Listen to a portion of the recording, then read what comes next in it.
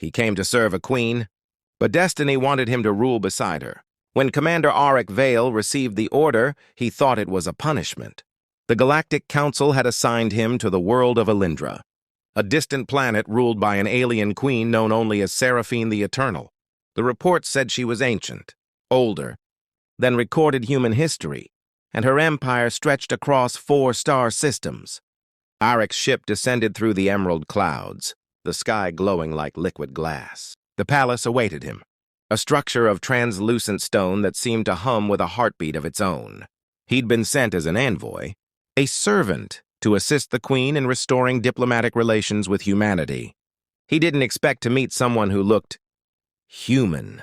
Queen Seraphine stood at the heart of her throne room, surrounded by floating shards of light.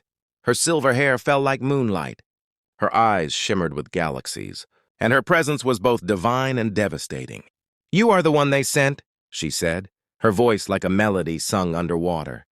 "A human soldier pretending to be humble." Auric knelt. "I'm here to serve, Your Majesty." Her lips curved faintly. "Serve?" she echoed, stepping closer until her light brushed his skin. "Men of your kind always come to serve, but never to belong." Before he could reply, she raised her hand, and the air around him shimmered, binding him in energy. His pulse raced. "I don't need a servant," she whispered. "I need something far rarer. A husband." The words struck like thunder. Auric stared at her, unable to breathe. Why would an immortal queen, ruler of stars, ask him for that? In the silence that followed, he realized the universe might have just chosen him for something far beyond duty. That night, Auric was brought to the queen's private garden, a place where the air shimmered, with colors he couldn't name. Seraphine sat among the luminous vines, waiting. "You think I jest," she said softly, "but my world is dying. The Elindrians are born of bond. Without union, our hearts lose power. I have ruled for 1,000 years without a counterpart. The throne dims. My people weaken." Auric frowned. "And you think a human can fix that?" Her eyes glowed brighter. "Not a human. You. The stars chose you." He almost laughed. The stars made a mistake. But then the ground pulsed, and symbols of light spread around him, ancient glyphs that mirrored the scar on his right hand, a scar he'd carried since childhood. Seraphine looked astonished. "That mark. It's the seal of Vera. It links you to my kind." "What are you saying?" "That you are part Elindrian, born from one who once left this world for yours." The revelation hit him like an explosion. Half alien? Half human? Everything he knew about his past suddenly felt like a lie. She stood approaching him. "You were not sent here to serve," she murmured. "You were called home." Her hand touched his chest and energy surged through his veins.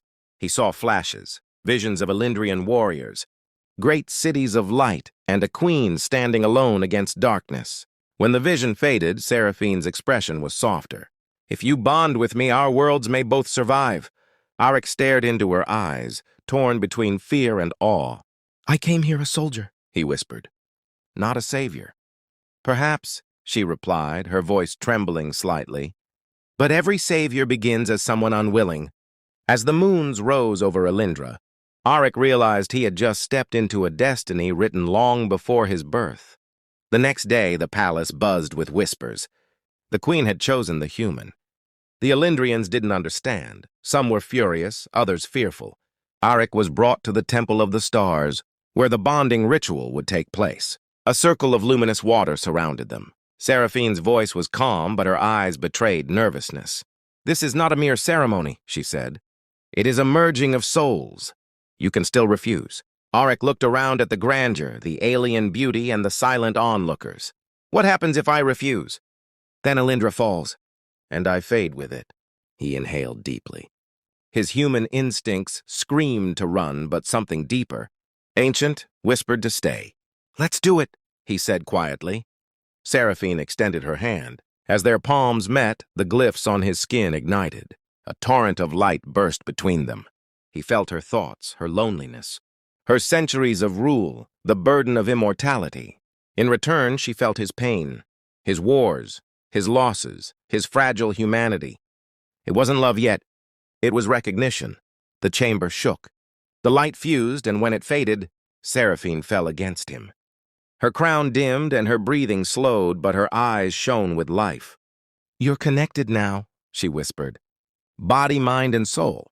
Arik held her gently, realizing that something irreversible had happened.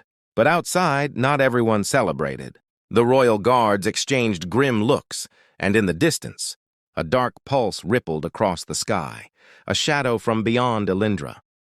The bond had saved the queen, but in the same breath, it had awakened something that had slept for 1,000 years. The dark pulse became a storm.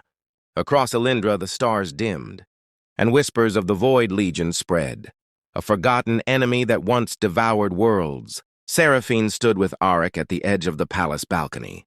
"They were sealed away when I first ruled," she said. But the bond awakened old energy, and with it old enemies. Arik clenched his fists. "Then we fight." She smiled faintly. "You're human indeed." The following days were chaos. Elindrian warriors prepared for battle, and Arik trained beside them, learning to channel the strange energy within him. His body changed. Stronger, faster, his senses sharpened. One night, as he rested, Seraphine entered his chamber. "You're not just my bond," she said. "You are the bridge between our kinds." He looked at her, realizing she meant it, not as a ruler speaking to a subject, but as a woman speaking to someone she trusted. "You said you needed a husband," he murmured. "Was that duty or choice?" She smiled, eyes soft. "Once it was duty. Now, I'm not sure." Before he could respond, alarms blared through the palace. A massive shadow loomed above the horizon, the Void Harbinger. "Get to the citadel!" She shouted, but the floor trembled violently. The palace split open, and Arik grabbed her hand as debris rained from above. He saw the truth in her eyes, fear not for herself, but for him. As the Void descended upon Elindra, Arik knew the final test of their bond had come, not to rule together, but to survive together. The battle tore the skies apart. Elindrian ships clashed with the black tide of the Void Legion. Arik and Seraphine fought side by side, their bond turning them into one living weapon. Every strike she made drew power from his strength. Every blow he delivered burned with her light. Together they were unstoppable, until the Harbinger itself descended, a colossal being made of shadow and flame. Seraphine gasped. "It feeds on life, on bonds." Arik stepped forward. "Then it'll choke on ours." He pulled her close, their hands meeting.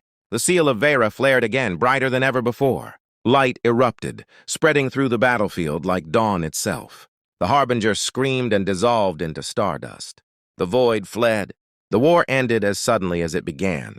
When silence fell, Arik collapsed. Seraphine knelt beside him, tears glowing like diamonds. "You weren't meant to die," she whispered. He smiled faintly.